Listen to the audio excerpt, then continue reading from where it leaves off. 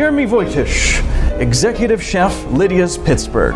You know, I don't know, did you watch those competitive chef shows at all? You know, I do they appeal to you? Lidia actually, guest star on Master Chef with Joe, her son Joe. That's right. You know, I watch them every now and then when she's on there. So I'm thinking of when they have they introduce that one ingredient that you've got to work into everything. You know, I mean, do challenges like this come up in the everyday life of a chef? Well, especially in Italian cuisine, it comes up every day because essentially, Italian cuisine, we don't waste anything. So every part of the pork, of the lettuce, of the stocks, we use it all, whether it's in soup and pasta fillings or whatever. So basically every day is like a mystery basket. everything has its own place, but it's just making sure you execute things. I like to do things simply so that one or two ingredients together and they all flow. And I'd say the most difficult thing is letting the ingredients talk for themselves. If you have a peach in front of you, it should taste like a peach. It shouldn't taste like a sauerkraut talks for me, but afterwards. And what inspired you to get into the culinary arts? I started cooking with my father when I was very young. He used to grill a lot and make a lot of food, and one day I just told him, go take a break and I'll take over from there. So. And a star was born. Yeah, exactly. Very good. Exactly. So you landed here at Lidia's in Pittsburgh. What is it like working with a woman who is unquestionably one of the most beloved chefs in America? Well, it's amazing. I mean, her, she's a vast wealth of knowledge. She knows everything about the cuisine, everything about the food. I mean, her name's on the wall. And on these fine books here, yes, so, yes, and these fine sauces. It's great, because you can throw an idea past her or an idea for an event or food, and she can give you 5 ideas right off the top of her head of why it'll work, why it won't work, and ways to improve it. So I mean, it's fantastic. Now, were you at all intimidated when you kind of first got the call? When I first talked to her, I was a little bit, but she's great. She's great to work with. She's one of the most hardworking people I've ever met in my life. She never stops. So you've prepared meals for 3 presidents, is this true? I worked at Nemical and I prepared for a couple, and then at the Omni we had Barack Obama and the Russian president, things like that. So, a couple here and there. So when that happens, I mean, I guess somebody's checking for allergies and things beforehand. I would just assume. I don't know what the protocol is when you're cooking for a head of state. Most of the time, it's not as complicated or as involved as you'd think. I was hoping for like a big involved story, but okay. It's usually more of getting in the building than it is actually. Yeah, that's true. Yeah. But there's usually one.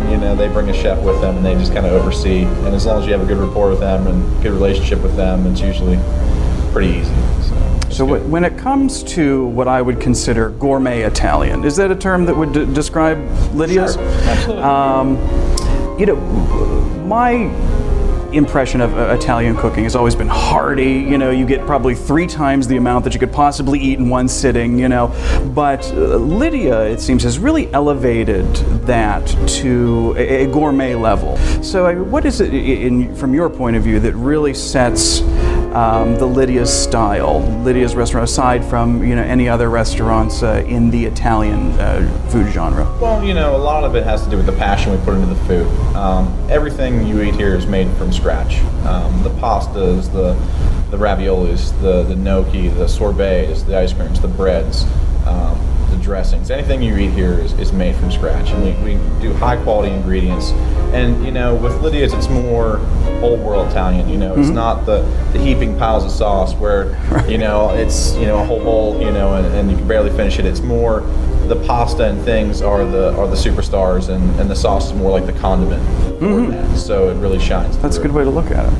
Very good. And we have some of those fine sauces here, which these are all available to purchase here at the restaurant. And she's done numerous books, very, very popular. Her television show, of course, popular as well. Does she make it to Pittsburgh often? She does, probably about 2 or 3 times a year. We work with WQED to do their pledge drives. She works with them pretty closely, public television. She's a big supporter of it. So of all the places in America that she could have chosen for a Lidia's Italian restaurant, what makes Pittsburgh such a good fit for Lidia's? I've asked her that question before, and she just, she saw the city as up and coming, as really becoming more of a food destination when she first opened it, down here in the Strip District.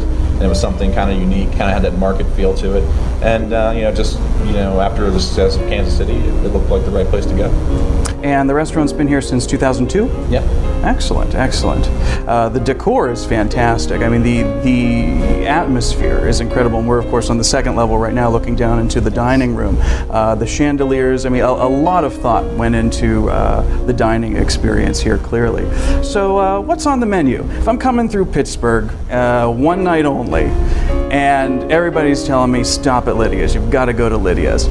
Everything looks delicious. What are some of the standout stars right now on the menu? Well, of course, our pasta trio is the highlight of the room. It's our trio pasta. It's a fresh, made pasta, fettuccine, tagliatelle, stuffed pasta, ravioli or gnocchi, and then an imported pasta. They have different sauces every day. We make them in the kitchen. They're served tableside in the pans themselves. Served to order, tableside, fresh ground up padano grated on top. And I mean, that's our signature dish. That's what we're really known for is our pasta. So, I mean, if you're coming through and only have one time to do it, you got to have the pasta. What would you say is your specialty? I love pasta. I've always loved. I mean, I don't mean to keep harping on pasta, but it's. Well, you're in the right place for it. Yeah, it's always been a passion of mine. It's such a simple thing, but done right, it's a beautiful thing. It's just I've always loved it. Always loved it. Now, I look at chefs a lot as artists. And, to me, artists have a definitive style. How do you see your particular signature? I'm fairly simple. I like to cook within the seasons, though. I like to keep things as seasonally and fresh as possible. Just really staying with whatever we have locally and whatever I can get that day. So we've got marinara, we've got vodka sauce, tomato basil. What's your fave? I like the vodka, actually. Well, yes. But she makes a bunch of them. She makes a summer vegetable, an eggplant marinara.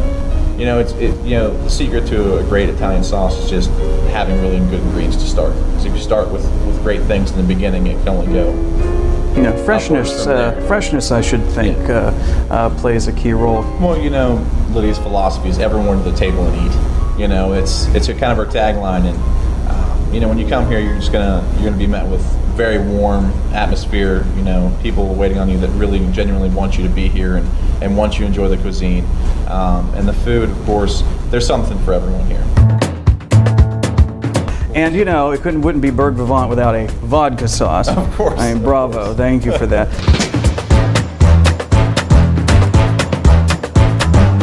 You had me at ravioli, and that was before you said cookies.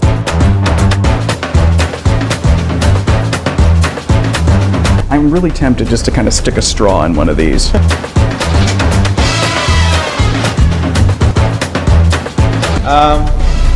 It's not something I take the kids to.